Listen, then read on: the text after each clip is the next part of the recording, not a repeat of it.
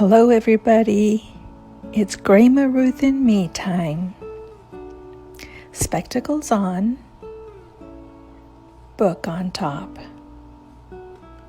The Story of Ferdinand by Monroe Leaf. Are you ready? Once upon a time in Spain, there was a little bull and his name was Ferdinand. All the other little bulls he lived with would run and jump and butt their heads together.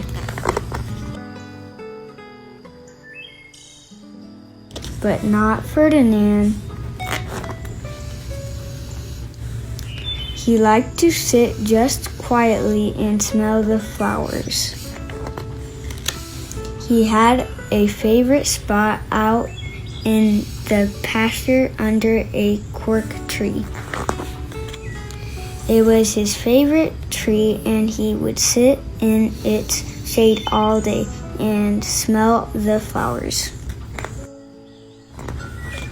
Sometimes his mother, who was a cow, would worry about him. She was afraid he would be lonesome all by himself. Why don't you run and play with the other little bulls and skip and butt your head? She would say, but Ferdinand would shake his head. I like it better here where I can sit just quietly and smell the flowers.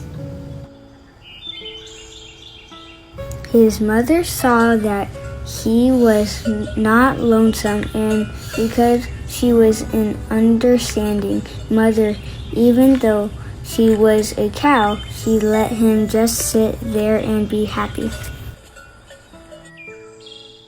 As the years went by, Ferdinand grew and grew until he was very big and strong. All the other bulls who had grown up with him in the same pasture would fight each other all day. They would butt each other and stick each other with their horns. What they wanted most of all was to be picked to fight at the bullfights in Madrid. But not Ferdinand. He still liked to just sit quietly under the cork tree and smell the flowers. One day, 5 men came in very funny hats to pick the biggest, fattest, roughest bull to fight in the bullfights in Madrid. All the other bulls ran around, snorting and butting, leaping and jumping, so the men would think that they were very, very strong and fierce and pick them. Ferdinand knew that they wouldn't pick him, and he didn't care, so he went out to his favorite cork tree to sit down.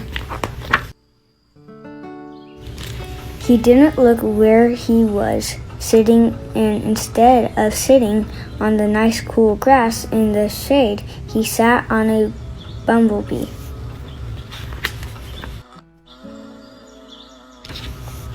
Well, if you were a bumblebee and a bull sat on you, what would you do? You would sting him, and that is just what this bee did to Ferdinand.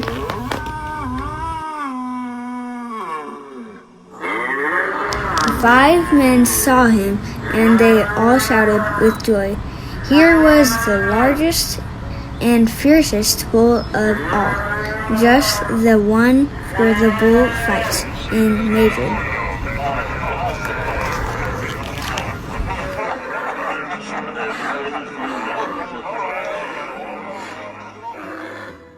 So they took him away for the bullfight day in a cart. What a day it was. Flags were flying, bands were playing, and all the lovely ladies had flowers in their hair. They had a parade into the bull ring. First came the banderillos with long, sharp pins with ribbons on them to stick in the bull and make him mad.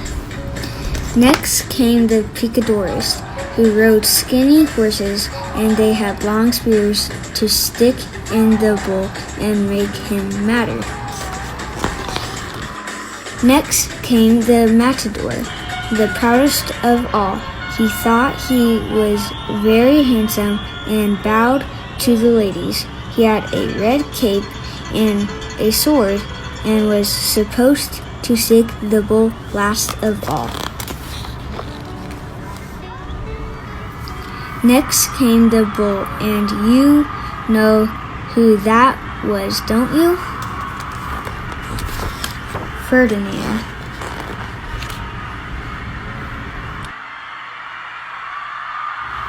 They called him Ferdinand the Fierce, and all the banderillos were afraid of him, and the picadores were afraid of him, and the matador was scared stiff. Ferdinand ran to the middle of the ring, and everyone shouted and clapped, because they thought he was going to fight fiercely and butt and snort and stick his horns around. But not Ferdinand. When he got to the middle of the ring, he saw the flowers in all of the lovely lady's hair, and he just sat down quietly and smelled.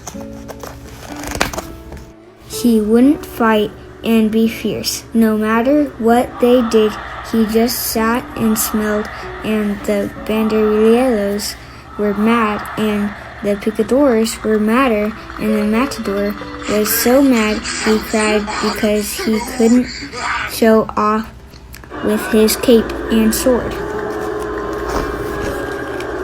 So they had to take Ferdinand home.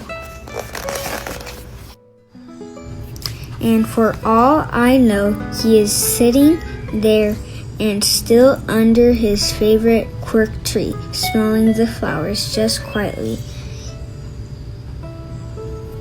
He is very happy.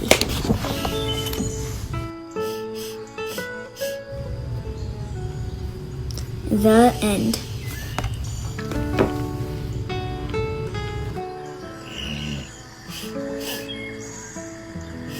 I hope you enjoyed this story.